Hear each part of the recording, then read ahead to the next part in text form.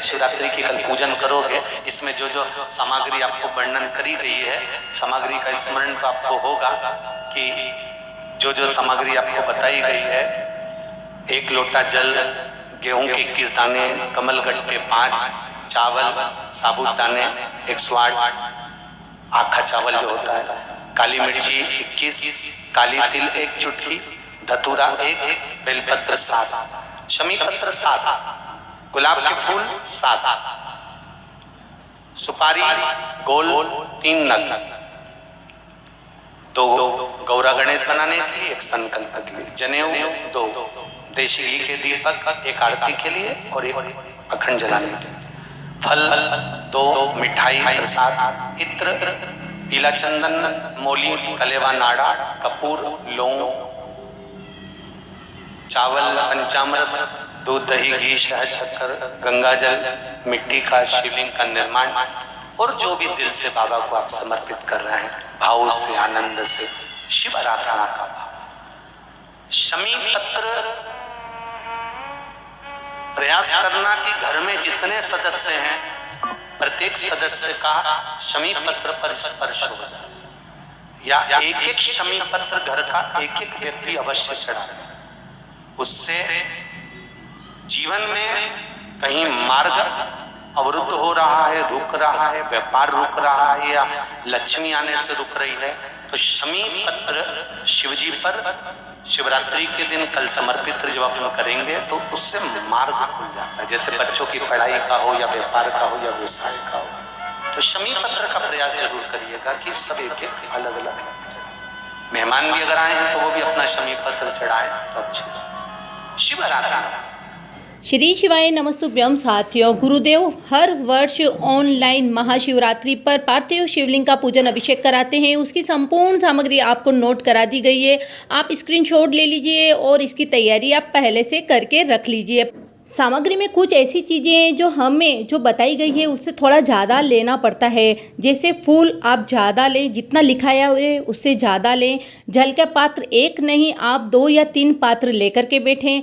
अक्षत, चावल 108 तो चढ़ाने के लिए चाहिए, उसके बाद भी 1 कटोरी अक्षत अलग से भर के अपने पास रखें। इससे यह होगा कि कोई सामग्री अगर हमारे पास नहीं है तो हमें बार बार उठ के जाने की ज़रूरत नहीं होगी, उसकी जगह हम चावल यानी कि अक्षत अर्पण कर सकते हैं। और दूसरा यह कि हमें गौरा गणेश की पूजा अलग करनी होती है, हमारे पितृ देवता की भी पूजा करवाते हैं तो उसमें भी चाहिए।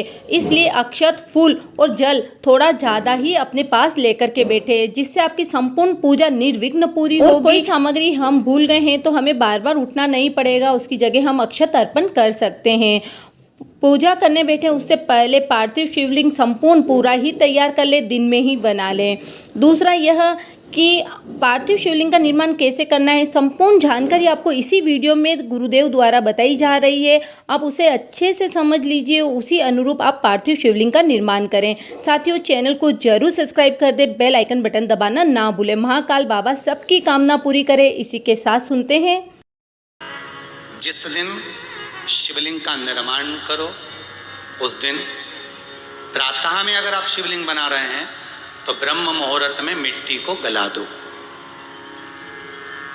किस पानी से गलाना है उसका भी प्रमाण, उसका भी शास्त्र वर्णन कर रहा है। किस जल से गलाया जाए, शिव महापुराण की कथा कहती है अगर आपको आज शिवलिंग का निर्माण करना है, शाम को आप शिवलिंग का निर्माण कर रहे हो, तो अपने पानी का जो मटका होता है, हंडा होता है, रसोई घर में जहां पानी भर कर रखते हो उसके नजदीक में 1 कलश जिसमें अलग से ताजा जल भरा जाए और उस पर प्लेट ढकी हो और उस पर 1 चावल का दाना रखा हो, उस जल को लेकर आओ। थोड़ी देर रखा रहे, आधा घंटा, 2 घंटा, 3 घंटा, 15 मिनट, 20 मिनट, पर वो पानी वहां रखा होना चाहिए। रसोई घर में अन्नपूर्णा का निवास होता है, परिंदे के पास पितरों का निवास होता है। अन्नपूर्णा, पितृ सब रसोई घर के भीतर विराजमान होते हैं। शास्त्र कहता है 33 कोटि देवता एक समय के लिए, एक क्षण के लिए हमारे रसोई घर में प्रवेश करते हैं। रसोई घर में रखा है चावल का दाना रखकर प्लेट के ऊपर, अर्थात उस कलश का जल उस मिट्टी में थोड़ा सा डालिए। क्यों डाला जाता है उसका भी भाव वर्णन किया है। अब भविष्य पुराण, स्कंद पुराण और अग्नि पुराण, इन तीनों से ले लिया गया।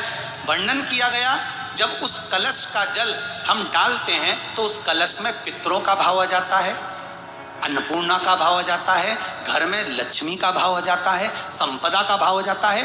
पूरे 24 घंटे के अंदर एक क्षण के लिए रसोई घर में 33 कोटि देवता आते हैं, तो वो देवता का सारा भाव उस कलश के अंदर आ जाता है। और वो जल जब हम उस मिट्टी में मिलाते हैं तो गंगा, यमुना, सरयू, सरस्वती, ये 33 कोटि देवता में, तो इन सब का आनंद उस जल में आ जाता है। और वो जल जब हम मिट्टी में मिलाते हैं तो मिट्टी पवित्र हो जाती है, स्वयं कैलाश अधिपति को स्वीकार करने के लायक हो जाती है, निर्मित करने के लायक हो जाती है।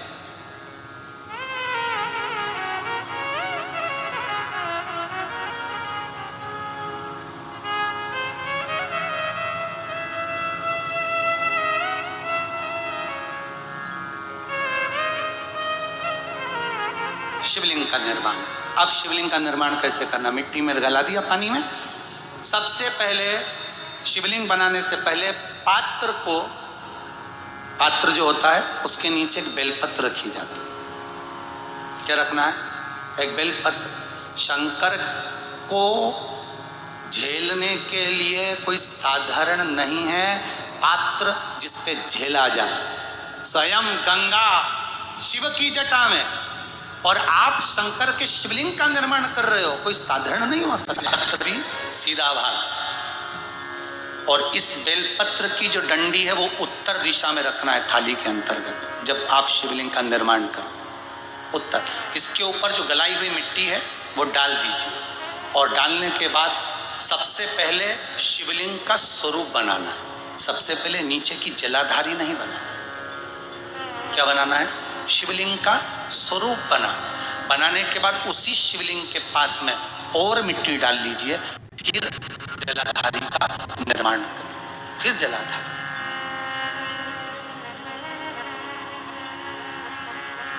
शिवलिंग जलाधारी निर्मित हो गई। शंकर जी का संपूर्ण परिवार शिवलिंग में रहता है, आपको पहले भी कहा। जलाधारी का निर्माण और शिवलिंग का निर्माण पूर्ण होने के बाद में फिर बाबा का सुंदर भाव से आप श्रृंगार करें, अभिषेक करें, पूजन करें। और एक बात याद रखना, पार्थिव शिवलिंग का अगर निर्माण करा है तो आपको वो पार्थिव शिवलिंग को रात्रि होने से पहले विसर्जन होना जरूरी है। हाँ, अगर कोई भी शिवरात्रि का दिन है तो फिर आप पूरी रात रख सकते हो। हरतालिका तीज का दिन है, पूरी रात रख सकते हो। बड़ी तीज है, छोटी तीज है, आप शिवलिंग बनाए हो तो आप पूरी रात रख सकते हो। विशेष कोई उत्सव है, श्रावण का महीना है, पूरी रात रख सकते हो। पर बाकी के समय अगर आप शिवलिंग का निर्माण करें तो उसको सूर्यास्त होने के पहले आप उसको नदी में, जल में, जलाशय में विसर्जन करें। और ध्यान दीजिएगा, विसर्जन करते समय जब आप विसर्जन करें पानी में अपने पात्र को, शिवलिंग को जब छोड़ें, उस समय पर ध्यान दीजिएगा कि शिवलिंग की जो जल की धार है, जिसका उत्तर की ओर जो जल की धार होती है, विसर्जन करते समय वो जल की धार अर्थात वो उत्तर का भाग हमारी ओर होना चाहिए। और थाली इस तरह से पकड़ें कि वो भाग हमको जब डालें तो वो भाग हमको दिखे, थोड़ा सा नजर आए पानी में डालते समय। और जब वो थोड़ा भाग दिखता रहे, और जिसलिए आपने शिवलिंग बनाया, जिस कामना से आपने शिवलिंग बनाया है, वो कामना उस भाग को पानी में देखते देखते बोल दीजिए, वो कामना पूर्ण हो जाती है। इसको कहते हैं पार्थिव शिवलिंग का निर्माण करना और उसकी आराधना करना, उसकी आराधना। पार्थिव शिवलिंग, मिट्टी के शिवलिंग कैसे बनाना है और उसका पूजन अभिषेक कैसे करना है, संपूर्ण जानकारी आपको एक ही वीडियो से प्राप्त हो गई है। संपूर्ण सामग्री भी आपको बता दी गई है। वीडियो को जरूर शेयर करें। अगर किसी और को इस वीडियो से लाभ प्राप्त होगा तो साथियों, आपकी मनोकामना तो भोले बाबा तुरंत ही पूरी कर देंगे। इसलिए वीडियो को शेयर करना ना भूलें। संपूर्ण जानकारी के साथ आपको अच्छे से बताया गया है। फिर भी आपके कोई प्रश्न रहते हैं, कमेंट करना, हम उनके उत्तर देने की जरूर कोशिश करेंगे। हर हर महादेव, श्री शिवाय नमस्तुभ्यं। पार्थिव शिवलिंग का पूजन अभिषेक जरूर करें।